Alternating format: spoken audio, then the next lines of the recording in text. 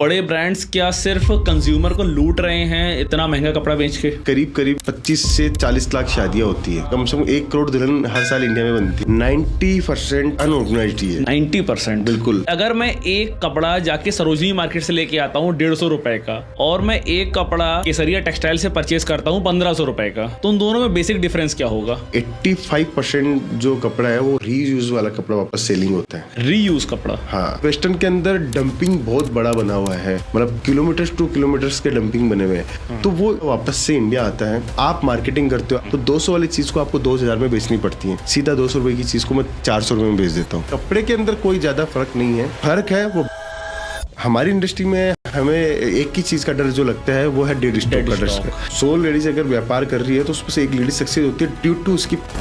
हम लोगों ने कभी कंपटीशन को कंपटीशन की नजरिए से नहीं समझा, हमने उनकी कमियों को एक अपॉर्चुनिटी की तरह देखी। आज 3 साल में इतने बड़े वॉल्यूम तक पहुंचे ही है।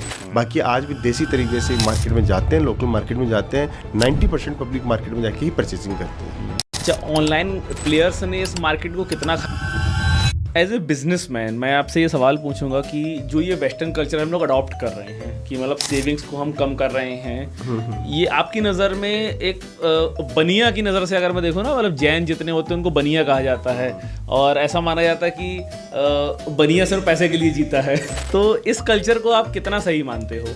2 कम्युनिटी बोलूँगा मैं, एक तो मारवाड़ी एक गुजराती। ये सोचती है कि लोग कितना कंजम्पशन करेंगे, ठीक है, उसी का धंधा वो करना स्टार्ट कर देते हैं। तो मारवाड़ी की अलमारी हमेशा उतनी रहेगी जितनी उसको जरूरत है। मारवाड़ी ये सोचेगा कि मैं पहले पैसा 2 करोड़ कमाता था, मैं 10 करोड़ कैसे कमाऊंगा।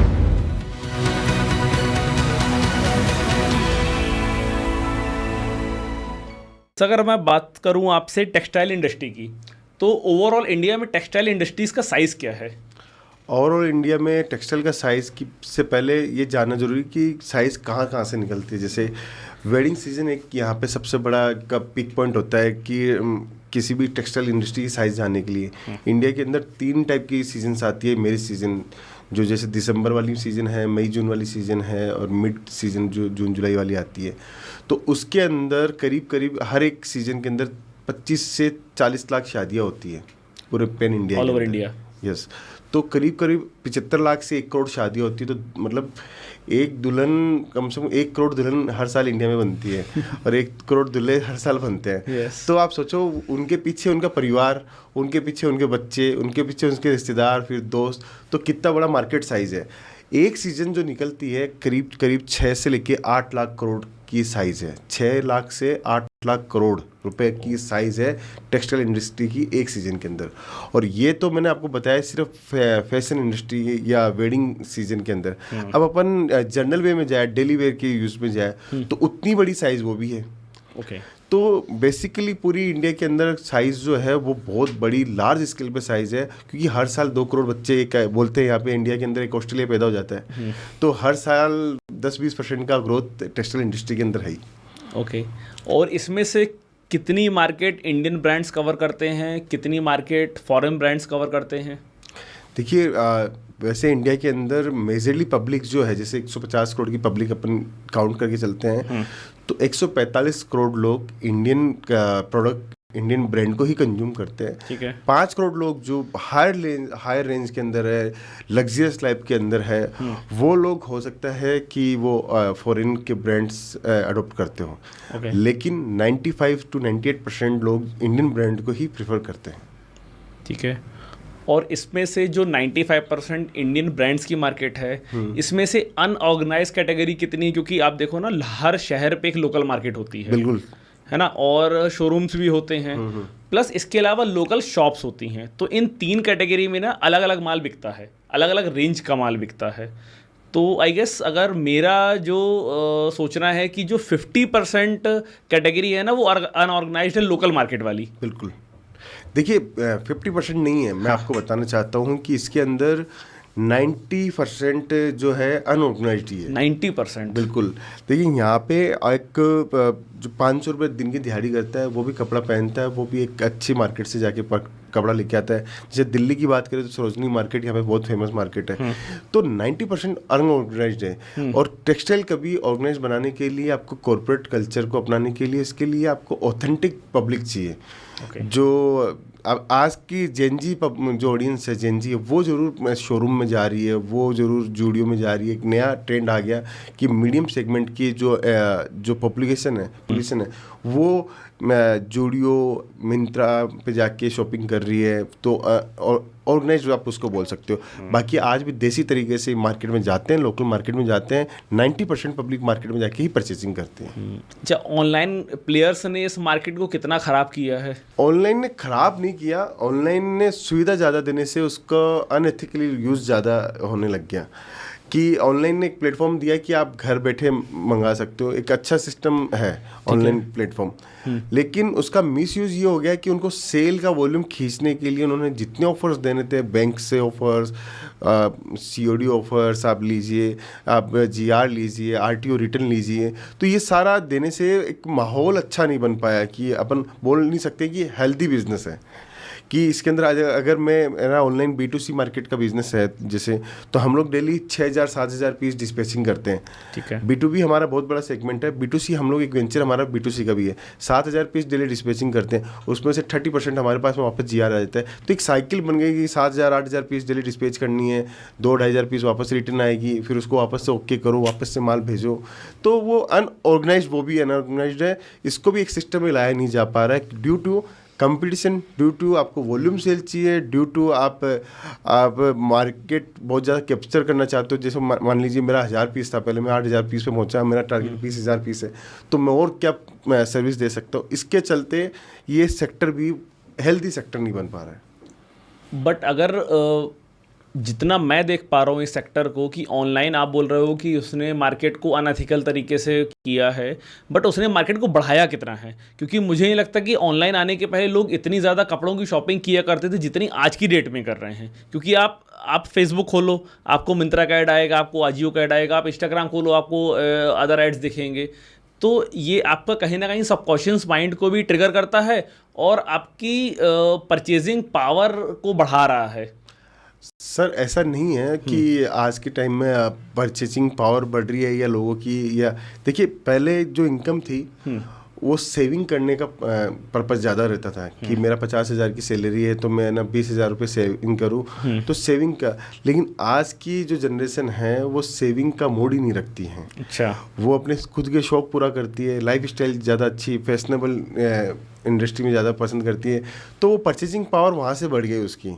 आजकल फ़ोटो का जब से ये ज़माना है, जब से मोबाइल लोगों के हाथ में है, एक बार फ़ोटो क्लिक करवा लेता है कोई इंसान, तो उसके बाद में वो जो ड्रेस उसकी कॉमन नज़र आने लग जाती है अगर वो सोशल मीडिया पर अपलोड करे। तो इससे परचेजिंग पावर बढ़ी है, ना कि ऑनलाइन आने से परचेजिंग पावर बढ़ी है। ओके। तो सर आप तो CA करने गए थे, चार्टर्ड अकाउंटेंट बनने गए थे, कहाँ ये टेक्सटाइल फैक्ट्री के चक्कर में आप आ गए? देखिए वो जो CA भी जो कर रहा था, हाँ। वो भी मैं एक जो बिजनेस पर्पज से ही करने की सोची थी कि मेरा खुद का ऑफिस होगा, मैं CA के बनूंगा तो फाइलें रखूँगा लोगों की, तो पर्पज तो वहाँ पे भी बिजनेस ही था। लेकिन बोलते हैं ना कि समय किसका है, समय उसका है जो समय के साथ चलता है। मुझे अपॉर्चुनिटी ज़्यादा लगी और जो दादाजी के फ्रेंड थे उनकी राय मानी मैंने, उन्होंने जो कहा उनका कहना माना। और राजस्थान सिक्कर में हम लोग बिलोंग करते हैं, वहाँ से सीधा मैं सूरत चला आया। उससे बेनिफिट ये मिला कि मेरे को जहाँ पे मेरे को स्केल अप मिलना था, जैसे मान लीजिए मैं CA करता तो मेरे को वॉल्यूम बहुत बड़ा नज़र नहीं आता था उसमें। अब जब मैं देख रहा हूँ, लेकिन टेक्सटाइल इंडस्ट्री में बहुत बड़ा वॉल्यूम है, बहुत बड़ा पोटेंशियल है। सिर्फ आपको बिजनेस पहचानना है, मार्केट का गैप देखना है, बहुत बड़ा वॉल्यूम मिल सकता है। इसीलिए मैं आया तो सूरत ट्रायल के लिए था कि 6 महीने 12 महीने दादाजी की बात मानते हैं, देखते हैं, अगर पोटेंशियल नज़र आएगा तो रुकेंगे, नहीं तो वापस अपन CA फाइनल देंगे। लेकिन ऐसा पोटेंशियल नज़र आया कि इसी धंधे में घुस गए। थोड़ा सा इस इंडस्ट्री को मुझे डिफाइन करिए कि इंडस्ट्री काम कैसे करती है, क्योंकि जब मैं कपड़ों की रेंज देखता हूँ, या एक सवाल मैं आपसे पहले और पूछता हूँ कि अगर मैं एक कपड़ा जाके सरोजनी मार्केट से लेके आता हूँ 150 रुपये का, और मैं एक कपड़ा केसरिया टेक्सटाइल से परचेज करता हूँ 1500 रुपये का, तो उन दोनों में बेसिक डिफरेंस क्या होगा? देखिए बेसिकली मैंने सरोजनी जो मार्केट आप बोलते हो उसका मैंने रिसर्च किया कि वहाँ पे इतना सस्ता कपड़ा मिलता है कैसे। मोस्टली मैंने वहाँ पे ये देखा कि 85% जो कपड़ा है वो रीयूज वाला कपड़ा वापस सेलिंग होता है। रीयूज कपड़ा, हाँ। फॉरेन के अंदर अभी जैसे मैं गांधीधाम था तो वहाँ मैं गया था, वो इंडस्ट्री में देख के आया था। मैं आपको पूरा सिनारियो इसका बताता हूँ। हाँ। तो वेस्टर्न कल्चर की जितनी भी कंट्री है वहाँ पे धुलाई नहीं किए जाते, वहाँ पे मतलब वापस से अपन जैसे इंडिया में वापस कपड़ा पहना, कल फिर धोया, लॉन्ड्री में दिया, वापस से वहाँ से आया, वापस से रीयूज करते हैं अपन। एक ड्रेस को कम से कम 25-30 बार 50 बार पहनने की कोशिश करते हैं। वेस्टर्न के अंदर ऐसा नहीं है, वो मैक्सिमम 2 बार 3 बार या 4 बार वो कपड़ा पहनते हैं और उसको फिर डंप कर देते हैं वो लोग। तो वहाँ पे वेस्टर्न के अंदर डंपिंग बहुत बड़ा बना हुआ है, मतलब किलोमीटर्स टू किलोमीटर्स के डंपिंग बने हुए हैं। तो वो इंडिया वापस से इंडिया आता है। जो गांधीधाम है, मैं गया था वहाँ पे, गुजरात के अंदर गांधीधाम है, वहाँ गया तो वहाँ पे उसका रिसाइकलिंग का प्रोसेस है। ओके। पूरे केजी में माल आता है और पीस के अंदर बिकता है। ओके। वो माल गांधीधाम आता है, रिसाइकलिंग होता है, वॉशिंग होता है, आयरन होता है, प्रेस होता है, फिर मतलब पूरे पैन इंडिया के अंदर वो सप्लाई होता है।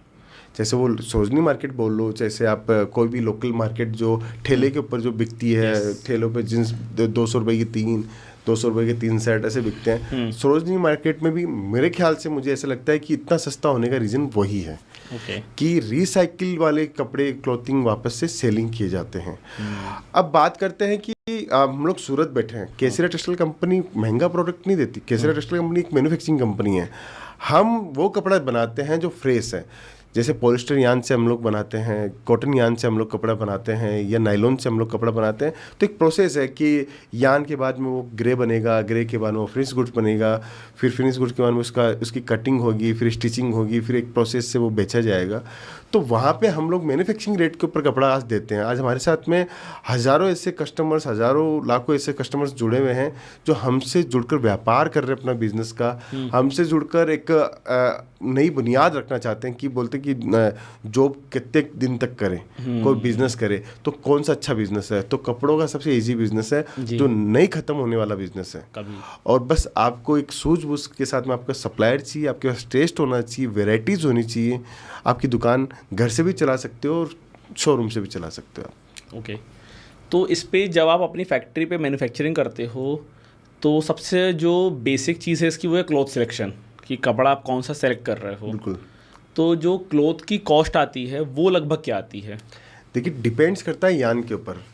यान तो सिमिलर आता है, पतले मोटा डेनियर का फर्क आता है। उसको ट्विस्ट जो हम लोग करते हैं, जैसे मान लीजिए यान के रेशे जो बने हुए हैं, 100 रेशे बने हुए हैं, 500 रेशे का बने हुआ है, 150 रेशे का बना, उसको हम लोग ट्विस्ट करते हैं कि आपको कितना मोटा यान बनाना है, उसको धागा कितना मोटा बनाना है। उस धागे को हम लोग फिर मशीन के ऊपर, रेपियर जेकार्ड की मशीन है, पावरलूम है, वाटर जेट है, एयर जेट के, उसके ऊपर हम लोग उसको व्यू करते हैं। ठीक है। तो वो उससे वो फैब्रिक की कॉस्टिंग निकलती है कि आपने यान जो लिया था वो 500 रेशियो वाला लिया था, उसको डेनियर हम लोग बोलते हैं। फिर उसके बाद में मशीन के ऊपर अपन ने जब किया, उससे अपन क्या चीज़ बनाना चाहते हैं, 1 इंची के अंदर कितने धागे आने चाहिए, 1 इंची के अंदर वाप में कितने आने चाहिए, वेफ्ट में कितने आने चाहिए, एक टेक्निकल सब्जेक्ट है। तो ये चीज़ें अगर को मालूम है, उसके अकॉर्डिंग हम लोग कॉस्ट निकालते हैं फैब्रिक की। फिर उसके बाद में उसके ऊपर या तो डाइंग कलर होना है या फिर प्रिंटिंग होना है, तो उसकी कॉस्ट जुड़ जाती है। फिर स्टिचिंग की कॉस्ट जुड़ जाती है।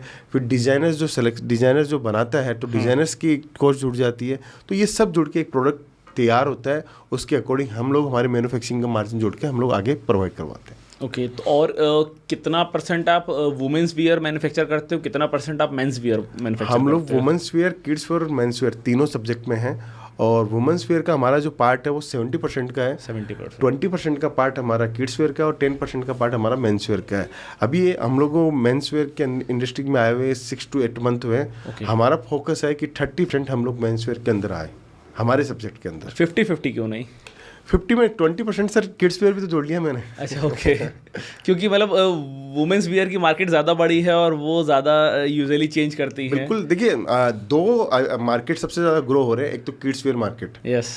किड्स वेयर ऐसा है कि अगर किसी बच्चे ने एक बार वो ड्रेस पहन ली तो उसके बाद में वो अगर थोड़ी सी उसकी हाइट बढ़ी तो वो क्लोथिंग उसके काम की नहीं है। तो ये ट्रेंड कभी इंडिया में ख़त्म होने वाला नहीं है, क्योंकि इतने बच्चे हर साल होते हैं। तो ये ग्रो करने वाली इंडस्ट्री है। दूसरा वुमेन्स वेयर में पहले क्या था कि लेडीज एक सबसे मेन प्रोडक्ट था साड़ी। अभी उसकी वार्डरोब में देखेंगे तो साड़ी भी है, कुर्ती भी है, सूट्स भी है, वेस्टर्न वियर भी है, नाइट वियर भी है। तो मल्टीपल्स वैरायटी एक लेडीज ने कंज्यूम करना स्टार्ट किया है। तो कपड़ों का business day by day growth ही हो रहा है। हाँ, मतलब पहले सिर्फ साड़ी पहनती थी, तो मतलब पार्टी वेयर साड़ी, घर की साड़ी और एक नॉर्मल साड़ी, 3 टाइप की मेनली साड़ीज हुआ करती थी। अब साड़ी कम पहनना है, लेकिन नंबर ऑफ साड़ीज भी उतनी रहेंगी, नंबर ऑफ सूट्स भी हर कैटेगरी में उतने रहेंगे, नंबर ऑफ वेस्टर्न ड्रेसेस भी हर कैटेगरी में उतनी रहेंगी। तो ये डिफरेंस क्यों हुआ? ये जो आपने मेरे से पूछा था कि परचेसिंग पावर, ये परचेसिंग पावर का एक और नया लॉजिक ये भी निकल के आता है कि एक लेडीज 6 टाइप की ड्रेसेस पहनने लगे तो वो साड़ी में भी उतनी परचेसिंग कर रही है, सूट में भी उतनी परचेसिंग, तो उससे भी वो परचेसिंग पावर बढ़ गई। तो ये सब कहानियाँ जो है सब इंडिया का कंजम्पशन के ऊपर है कि इंडियंस अभी सारा फोकस इंडियंस का सेविंग को न होके सारा फोकस है अपनी लाइफस्टाइल को जीना, फैशन को फॉलो करना। और एक सबके दिमाग में सोच हो गई कि मुझे मेरी लाइफ कितनी है, 60 साल 70 साल की लाइफ है, 30 के तो हो गए, 50 के तो हो गए, अब तो कितना बचा, अब तो मजे करो। तो वो वेस्टर्न जो सोच आ रही है डे बाय डे बढ़ती जा रही है, उससे हम लोग हमारी सेविंग को घटाते जा रहे हैं और अपनी लाइफ को जीने में ज़्यादा विश्वास करने लग गए। एज ए बिजनेसमैन मैं आपसे ये सवाल पूछूंगा कि जो ये वेस्टर्न कल्चर हम लोग अडॉप्ट कर रहे हैं कि मतलब सेविंग्स को हम कम कर रहे हैं, ये आपकी नज़र में एक बनिया की नज़र से अगर मैं देखूँ ना, मतलब जैन जितने होते हैं उनको बनिया कहा जाता है और ऐसा माना जाता है कि बनिया सिर्फ पैसे के लिए जीता है। तो इस कल्चर को आप कितना सही मानते हो? देखिए, इंडिया के अंदर एक कम्युनिटी जो है, 2 कम्युनिटी बोलूँगा मैं, एक तो मारवाड़ी, एक गुजराती। हाँ, ये हमेशा ये सोचती है कि लोग कितना कंजम्पशन करेंगे, ठीक है, उसी का धंधा वो करना स्टार्ट कर देते हैं। तो मारवाड़ी की अलमारी हमेशा उतनी रहेगी जितनी उसको ज़रूरत है। मारवाड़ी ये सोचेगा कि मैं पहले पैसा 2 करोड़ कमाता था, मैं 10 करोड़ कैसे कमाऊँ। वो उसका हिसाब हमेशा कैलकुलेशन उसकी परफेक्ट रहेगी। वो भले ही उसकी अलमारी पूरी भर भी जाए तो उसकी कैलकुलेशन अगर वो 2 करोड़ कमा रहा था तो अब 5 साल बाद में 5 करोड़ रुपये कमाएगा। लेकिन जो मारवाड़ी कम्युनिटी नहीं है, गुजराती नहीं है, वो उसका क्या, अगर वो 2 करोड़ आज कमा रही है तो 5 साल बाद में वो 1 करोड़ ही कमाएगी, क्योंकि उसका सारा खर्चा लाइफस्टाइल में चला गया। मारवाड़ी अपनी कैलकुलेशन से जीता है, गुजराती अपनी कैलकुलेशन से जीता है। क्यों जीता है? क्योंकि उसको पता है कि हम कितना रुपया खर्च करने वाले हैं, कितना रुपया हमें कौन सी चीज़ पे खर्च करना है। वो हमेशा मैनिपुलेट करता है अपने पैसों को, डाइवर्सिफाई करता है, नए नए बिजनेस करता है। देखिए, जैन हमेशा एक, जैसे मैं जैन कम्युनिटी की बात बताऊँ आपको, कि जैन हमेशा प्रिंसिपल्स पे चलते हैं, सिद्धांतों पे चलते हैं कि हमारे सिद्धांत कैसे होने चाहिए। जैन, आपको इंडिया का आपको भी मालूम है कि 24% इनकम टैक्स देते हैं, सोशल मीडिया पे पूरा एक से छाया हुआ है। उनके पास में कई हॉस्पिटल्स है, कोई अनाथ आश्रम है, गौशाला है, ऐसे सब कुछ है। वो अपना जो खर्चा जो करता है उसको अपने खर्चे के ऊपर कम विश्वास होता है, खुद के खर्चे के ऊपर, खुद की लाइफ स्टाइल के ऊपर। वो एक सिंपल ऑथेंटिक जीवन जीने में ही ज़्यादा विश्वास करते हैं एज ए जेन्स प्रिंसिपल्स से। उसको वो हमेशा ये सोचता है कि मैं कोई बिजनेस करूँ तो एक्सपांशन वाला बिजनेस करूँ। वो कभी भी ये एक बिजनेस मॉडल लेके नहीं बैठता कि मुझे आज इतना ही बिजनेस करना है, मेरी दुकान पापा ने संभला के दी है, बस मेरे पापा ने इतना किया तो मैं भी एक्सपांशन, दिमाग के अंदर एक्सपांशन ही एक्सपांशन है। तो ये जैन कम्युनिटी की अलग विशेषता है और मारवाड़ी और गुजराती कम्युनिटी की अलग विशेषता है इसके अंदर। ओके, अब फैशन का नया दौर आ रहा है और डेली हम लोग देखते हैं ना कि मतलब हर 1 से 1.5 साल में नया ट्रेंड चेंज हो जाता है। तो ये कितना चैलेंजिंग होता है as a manufacturer of textile की, जब आप किसी भी कपड़े की डिज़ाइनिंग करते होगे तो ऑब्वियसली बात है उसमें कुछ टाइम भी कंज्यूम होता होगा, उसमें पैसा भी कंज्यूम होता होगा, मैन पावर भी कंज्यूम होती होगी, फिर आपको 6 मंथ्स के बाद वो फिर चेंज हो जाता है। बिल्कुल। तो एज ए मैन्युफैक्चरर कितना चैलेंजिंग हो जाता है? देखिए, हमारे पास में 3 फेस आते हैं। ओके, तीनों फेस को हम लोग कैसे यूटिलाइज करते हैं वो मैं बताना चाहता हूँ। आज ये सब्जेक्ट इंटरेस्टिंग इसलिए भी है क्योंकि जानने को मिलता है कि एक मैन्युफैक्चरर कैसे अपनी वर्किंग करता है। दिवाली का सीजन अभी 4 महीने दिवाली के हैं, अक्टूबर नवंबर में दिवाली आती है हर साल। अभी हम लोग जो कपड़ा बना रहे हैं दिवाली के अकॉर्डिंग कपड़ा हमारा प्रोडक्शन में जा रहा है। अच्छा, वो मतलब दिवाली की तैयारी आपने स्टार्ट कर दी जून में? अप्रैल में स्टार्ट कर दिया। अच्छा, अप्रैल में स्टार्ट कर दी। अप्रैल मई जून में हमारा पूरा प्रोडक्शन बनके रेडी हो जाता है। जून तक हम लोगों का माल जो है डिस्प्ले सेंटर में आ जाता है, हमारे सेल्स ऑफिस में आ जाता है सैंपल एज ए दिखाने में। क्योंकि जब जून में हमारे पास में होलसेलर्स आते हैं, डिस्ट्रीब्यूटर्स आते हैं, रिटेलर्स आते हैं, घर से बिजनेस करने वाले आते हैं, तो जून जुलाई में उनको दिखने लग जाता है कि नए प्रोडक्ट क्या आने वाले मार्केट में क्या। तो हम लोग 4 से 6 महीने पहले चलते हैं। जैसे दिवाली खत्म होगी तो हम लोग विंटर का काम नहीं करने वाले, हम लोग गर्मियों की तैयारी करने वाले हैं। अच्छा, रिटेल सेक्टर में तो विंटर का माल बिकेगा और हमारी जो तैयारी होगी, हमारा जो प्रोडक्शन जाएगा सारा का सारा समर के अकॉर्डिंग जाएगा। तो हम लोग ये मापदंड लगा के चलते हैं कि 6 महीने पहले हमें चलना पड़ता है मार्केट के हिसाब से। जब जाके हमारा प्रोडक्शन हाथ में रहता है तब जाके हमारे पास सेलिंग रहती है। और वहाँ पे आपको जब आप रॉ मटेरियल भी परचेज करते हो तो जब आप दिसंबर जनवरी में आप गर्मियों का रॉ मटेरियल परचेस करो तो वो भी आपको सस्ता पड़ता होगा। बिल्कुल बिल्कुल। और सेम सिनेरियो में जब आप मई जून में आप ठंडियों का मटेरियल परचेस करो तो आपको उस टाइम पे सस्ता पड़ता होगा। बिल्कुल, वो वैसे ही एक कैलकुलेशन करके चलते हैं कि हमें हमारा प्रोडक्शन हमें कितना सस्ता कब मिलता है, तब हम लोग परचेज करते हैं। रॉ मटेरियल लो आप, ग्रे कच्चा जो कपड़ा हम लोग लेते हैं उसको हम लोग स्टोर करते हैं। पॉलिस्टर कपड़ा है, 50 साल भी ख़राब नहीं होगा, 100 साल भी ख़राब नहीं होगा। नाइलॉन है, विस्कोस है, वो इसकी लाइफ होती है, कॉटन की लाइफ होती है। पॉलिस्टर 100% आप मल्टीपल्स लाइफ है उसकी। आप कितना भी पड़ा है ग्रे तो आपको घबराने की जरूरत नहीं, वो पैसा देके ही जाएगा। बस आप ये आपको ध्यान रखना होता है कि फैशन इंडस्ट्री में जो कलर बिकते हैं, जो टेस्ट बिकता है, वो अकॉर्डिंग आपके होना चाहिए, नहीं तो आपका डेड स्टॉक बढ़ जाएगा। हमारी इंडस्ट्री में हमें एक ही चीज़ का डर जो लगता है वो है डेड स्टॉक का डर।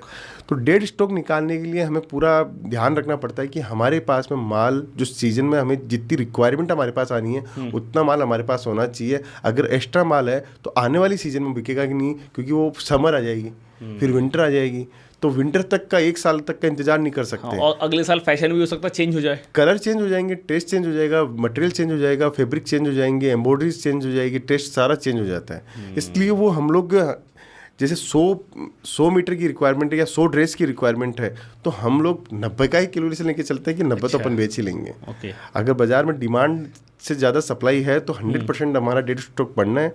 और डिमांड अगर हमारी ज़्यादा है और सप्लाई थोड़ी सी वीक रखते हैं, उससे हमारा डेड स्टॉक या हमारे पास में कुछ बचता नहीं है। ओके, तो B2B बिजनेस कितना करते हो आप और B2C बिजनेस कितना करते हो? हमारा टोटली B2B बिजनेस है। अभी एक नया सेगमेंट हम लोगों ने B2C स्टार्ट किया है, एंड कंज्यूमर को बताने के लिए कि केसरिया टेक्सटाइल कंपनी का जो प्रोडक्ट है वो बहुत अच्छा है। अगर आप अपने दुकानदार से लेके आते हो, अगर आप अपने घर से कोई बिजनेस कर रहे हो उससे लेके आते हो, तो आपको ऐसा फील वाला ही प्रोडक्ट मिलेगा और उससे सस्ता आपको प्रोडक्ट मिलेगा जो आप ऑनलाइन में ले रहे हो, क्योंकि ऑनलाइन में एक थर्ड पार्टी कमीशन लग जाता है प्लेटफॉर्म का।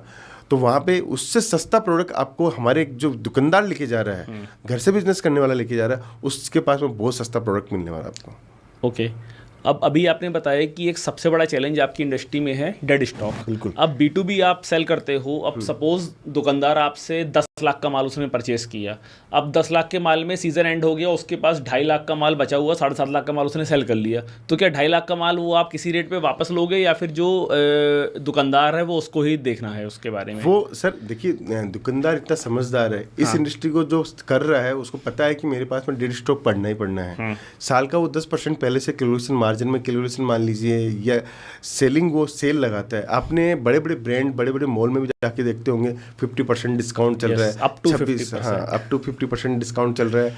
ये 15 अगस्त को, 26 जनवरी को, राखी को इनकी सेल लगती है, तो ये स्टॉक क्लियरेंस का एक मौका उनको मिलता है। ऐसे ही एक अगर वो दुकानदार है 10 लाख में से 7.5 लाख का माल बेच लिया उसने, तो उसने ये मान लीजिए प्रॉफिट तो उसने बहुत अच्छा खासा कमा लिया। ओके, अब 2.5 लाख रुपए का माल अगर वो कोस्ट टू कोस्ट भी माल निकाल दे तो उसके पास में कुछ भी डेड स्टॉक नहीं है। तो ये माइंडसेट तो करना ही पड़ेगा कि हमारे पास में 100% माल कभी भी नहीं बिकेगा और कोई भी इंडस्ट्री में नहीं बिकता है। हमारी इंडस्ट्री में डेड स्टॉक पड़ता है तो किसी इंडस्ट्री में वेस्ट हो जाता है। कि ये प्रोडक्ट वेस्ट हो गया, मटेरियल वेस्ट हो गया, अब ये हार्ड हो गया कि टाइट हो गया, लिक्विड हो गया, वो फॉर्म में चला जाता है या एक्सपायरी हो गया। तो हमारी इंडस्ट्री में डेड हो जाता है, तो उसको कोस्ट टू कोस्ट भी अगर आप निकाल लोगे तो कोई नुकसान नहीं होने वाला है। पैसा कभी भी जाम करके रोकने का नहीं होना चाहिए। अगर आपने पैसे को रोका, डेड स्टॉक के रूप में रोके हैं, 1-2 साल से रोके हैं कि मुझे तो उसी रेट में बेचना है, तो वो मौका कभी नहीं मिलता टेक्सटाइल में। ओके, और चलो जो शॉप ओनर्स है, दुकानदार है, उन्होंने तो अपना सेल पे माल निकाल लिया, जो आपके पास बच गया डेड स्टॉक, आप उसको क्या दुकानदारों को भी सेल पे निकालते हो कि भाई 26 जनवरी आ गई ले लो? नहीं, हम लोग केसरिया टेक्सटाइल कंपनी का एक मोटो है कि केसरिया टेक्सटाइल कंपनी कभी भी माल डेड स्टॉक में नहीं निकालती है। हम लोग डेड स्टॉक में एक ही कंडीशन में माल निकालते हैं कि हम लोग ऐसे वेंडर्स को पकड़ते हैं जहाँ पे हमारे टैग स्टिकर वगैरह सब कुछ पहले निकाल देते हैं।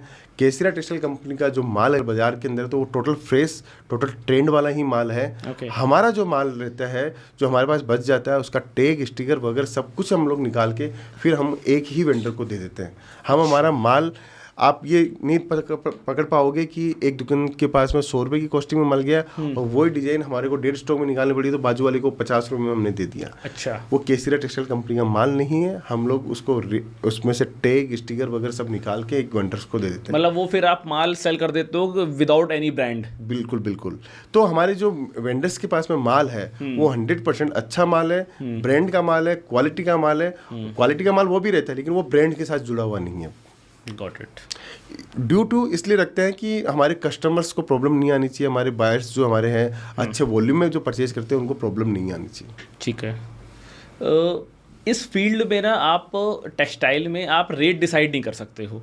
बिल्कुल। मतलब क्योंकि आप देखो कि एक टी शर्ट 150 रुपये की भी मिलती है, 1,500 की भी मिलती है, 10,000 की भी मिलती है, इवन 25,000 30,000 की भी टी शर्ट्स मिलती हैं। इतना रेट का डिफरेंस तो चलो ठीक है, ब्रांड टू ब्रांड डिफर करता है, लेकिन कस्टमर्स के माइंड में क्या चीज़ें ऐसी होती कि यार मतलब 10,000 की टी शर्ट परचेस कर रहा है, वो 15,000 की टी शर्ट परचेस कर रहा है, इतना क्या डिफरेंशिएट हो जाएगा कपड़े में? बिल्कुल। देखो, 2 कैटेगरी में इसको अपन बांट के चलते हैं। एक कैटेगरी है कि कपड़ा ही हल्का बन रहा है, कपड़े की जो क्वालिटी है वही हल्की बन रही है तो इसलिए वो सस्ता बिक रहा है। ठीक है। एक कैटेगरी है कि कपड़ा आप भी अच्छा बना रहे हो, मैं भी अच्छा बना रहा हूँ। वो कपड़ा आपका जा रहा है आपके ब्रांड के नाम से, ठीक है, मेरा जा रहा है नॉन ब्रांड के नाम से। ठीक है। तो आपका ब्रांड के नाम से जा रहा है तो उसकी आपकी जो कॉस्ट थी 200 रुपये की, मेरी भी कॉस्ट है 200 रुपये की। आप मार्केटिंग करते हो, आपने ब्रांड एम्बेसडर हायर कर लिया, बड़े बड़े होर्डिंग लगा रहे हो, बोर्ड्स लगा रहे हो, सोशल मीडिया पे आप एक्टिव हो, सब पे एक्टिव हो, इससे आपको आपकी जो मार्केटिंग कॉस्ट है वो आपके कपड़ों पे जुड़ जाती है। तो 200 वाली चीज़ को आपको 2,000 में बेचनी पड़ती है, जो कि आज की बड़ी बड़ी कंपनियां बेचती हैं। और एक मैं हूँ जो मुझे 200 रुपये का प्रोडक्ट में कोई कॉस्ट नहीं लगानी है, कोई मेरा मार्केटिंग का खर्चा नहीं है, कोई सोचा नहीं है, सीधा 200 रुपये की चीज़ को मैं 400 रुपये में बेच देता हूँ। यहाँ मुझे 200 रुपये वाली चीज़ का 400 मिलता है, वहाँ आपकी 1800 रुपये वाली चीज़ को आपको 2,000 में बेचनी पड़ती है क्योंकि आपकी मार्केटिंग कॉस्ट लग जाती है। लेकिन एक फ़र्क है, आप ब्रांड बन जाते हो, आप कुछ भी कर सकते हो उसके बाद में। मैं कुछ भी नहीं कर सकता, मैं एक दुकान लेके बैठा हूँ, उसको मैं एक्सपांसन कर सकता हूँ, मैं ब्रांड नहीं बना सकता। तो ये डिफ्रेंशिएट है कि एक आइडियोलॉजी में कि आपको ब्रांड बना के आपको माल बेचना होता है तो आपकी कॉस्ट बहुत ज़्यादा जुड़ जाती है। लेकिन कॉस्ट माने या कपड़ा माने तो सिमिलर ही होता है। अब जैसे कपड़े की बात करूँ तो कपड़े की ज़्यादा कॉस्ट नहीं है, सारा जो ऊपर का ओवरहेड लगता है वही कॉस्ट सबसे बड़ी हो जाती है, जिससे कपड़ा महंगा हो जाता है। जैसे मैं 2 ब्रांड्स को कंपेयर करता हूँ, अब मैं LP की टी शर्ट पहने हूँ, ये टी शर्ट मार्केट में 2 से 2,500 रुपये रेंज में मिलेगी। सेम क्लॉथ पे लैकोस्टे की टी शर्ट में परचेस करने जाऊँगा तो भाई वो मुझे 11,500 की पड़ेगी, और उसके बाद भी लोग लाइन लगा के खरीद रहे हैं। बिल्कुल। अब मैं आपको इसका एग्जाम्पल एक और देता हूँ। देखिए, जूडियो क्या करता है। हाँ, जूडियो कोई मार्केटिंग नहीं करते हैं, ठीक है, कोई भी आपको उसका एडवर्टाइजमेंट नहीं मिलेगा, कोई भी बोर्ड नहीं मिलेगा, तो भी उसके पास में लाइन लगा के लोग खड़े हैं। हर स्टोर के ऊपर भीड़ है। क्यों भीड़ है? उसने माउथ पब्लिसिटी करवाई, उसने 500 रुपये का, उसके स्टोर पे 999 से ऊपर का कोई प्रोडक्ट नहीं है। राइट। 99 से लेकर 999 तक के प्रोडक्ट उसके पास में है। वहाँ मार्केटिंग कहाँ काम आ रही है? Mouth publicity. कि मैं आप लेके आए, आपको अच्छा लगा, टच किया, फील किया, पहना, आपने बोला बहुत बढ़िया चीज़ है, आपने मुझे बोला कि वहाँ जाओ बहुत अच्छे कपड़े मिलते हैं। तो विदाउट मार्केटिंग आपका मॉल चल रहा है। यहाँ पे आप जो खर्चा करके बैठे हो, तो आप जैसे 11,000 रुपये की टी शर्ट जो बोल रहे हो, लुइस फिलिप्स की आप बोल रहे हो 2,500 रुपये, तो इनको एक लग्जरियस शोरूम लेना पड़ता है। फोर्स इलाके के अंदर, बहुत अच्छे प्रीमियम इलाकों के अंदर इनको मतलब वहाँ पे शोरूम खोलना है, मेंटेन करना है, ब्रांड का लोकेशन मेंटेन करना है, थीम को मेंटेन करना है, क्वांटिटी बिकती कम है, खर्चे होते हैं ज़्यादा, तो वो कॉस्ट वहाँ बढ़ जाती है। अब जिसको ब्रांड ही पहनना है तो उसके लिए 11,000 हो या 11 लाख हो, उसको वो 11 लाख की भी ले आएगा। फ़र्क ही है। कपड़े के अंदर बहुत बड़ा फ़र्क नहीं होता है। हाँ। हो सकता है कि वो जूडियो बनाने वाला 200 रुपये मीटर पे बना रहा हो, लुइस फिलिप बना रहा हो 350 रुपये मीटर के ऊपर बना रहा हो। कोई माल जैसे 2 मीटर में टी शर्ट बनती है तो 350 रुपये हो सकता है, 400 रुपये मीटर का हो सकता है। कपड़े के अंदर कोई ज़्यादा फ़र्क नहीं है। फ़र्क है वो ब्रांड के ऊपर है, आप कौन सा ब्रांड लाइक करते हो, कौन सा ब्रांड पहनना पसंद करते हो, और कौन सी फैशन इंडस्ट्री को आप फॉलो करते हो। ओके। केसरिया टेक्सटाइल अब फ्रेंचाइजी मॉडल में भी एंटर कर रहा है। बिल्कुल। तो फ्रेंचाइजी मॉडल में किस तरीके से आप सर्विस प्रोवाइड करने वाले हैं? देखिए, केसरिया टेक्सटाइल कंपनी, मैंने जब हम लोग फ्रेंचाइजी देने का कोई मोटो नहीं था हमारा।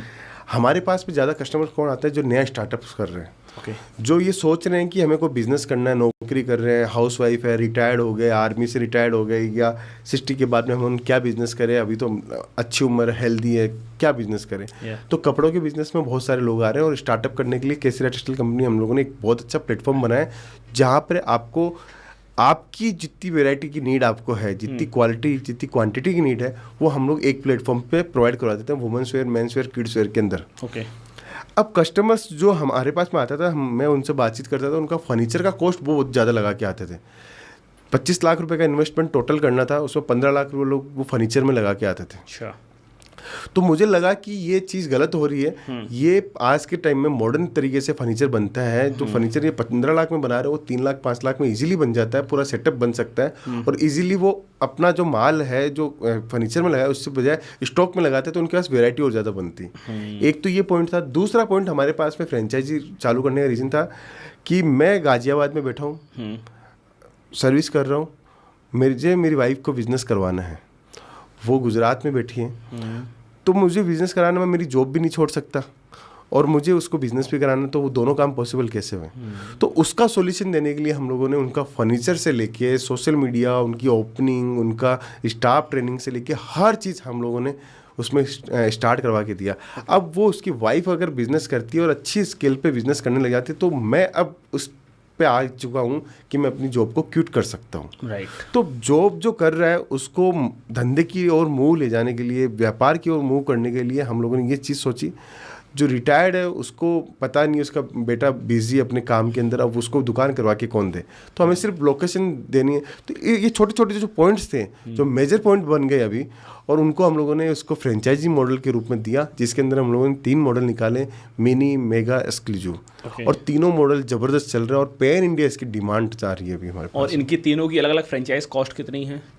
मिनी मॉडल जो है 12.5 लाख रुपए का है। 12.5 लाख। मेगा मॉडल है वो 25 लाख रुपए का है। और एक्सक्लूसिव जो मॉडल हम लोगों ने रखा है 50 लाख रुपए का है। फिर हम लोगों ने एक जैकपॉट मॉडल भी रखा है, जिसके अंदर इंडिया का फर्स्ट साड़ी का पूरा कॉन्सेप्ट हो रहा है। इंडिया के अंदर आपने सब फ्रेंचाइजीज देखी होगी, जैसे जूडियो वेस्टर्न लेके आता है, रिलायंस भी वेस्टर्न लेके आता है, सुपर शॉप भी वेस्टर्न लेके आता है। फर्स्ट हम लोगों ने 99 to 999 का साड़ी का पूरा जैकपॉट मॉडल रखा है, जहाँ पे आपको 99 से लेकर 999 रुपये तक की ही साड़ी मिलेगी।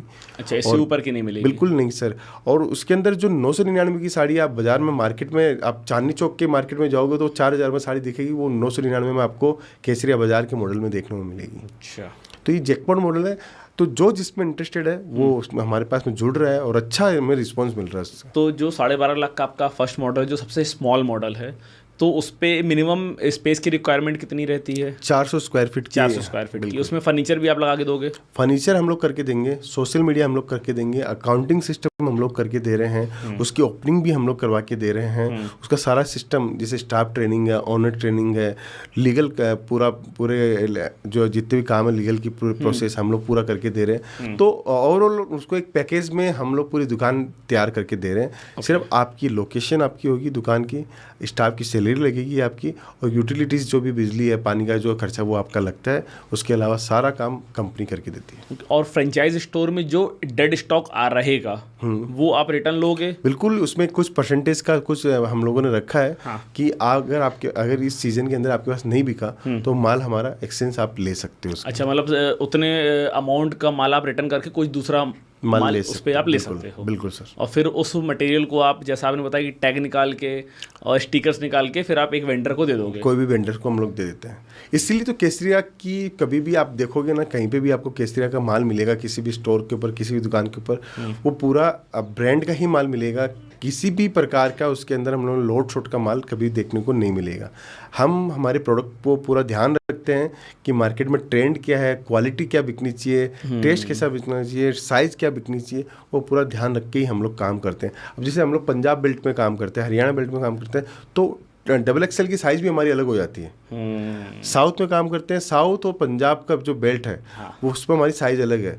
गुजरात का और एमपी, यूपी, आसाम साइड हम लोग जाएंगे तो उसका डबल एक्सेल का साइज अलग रखते हैं हम लोग। अच्छा। तो पूरा हम लोग ध्यान रख के, हमारे जितने भी सेल्स एग्जीक्यूटिव है पूरा ध्यान रखते हैं कि कौन से एरिया में कौन सा टेस्ट बिकता है, उसके अकॉर्डिंग ही हम लोग उनको परचेसिंग करवाते हैं। अच्छा, तो इस इंडस्ट्री में आपके अकॉर्डिंग सबसे बड़ा चैलेंज क्या आता है टेक्सटाइल में?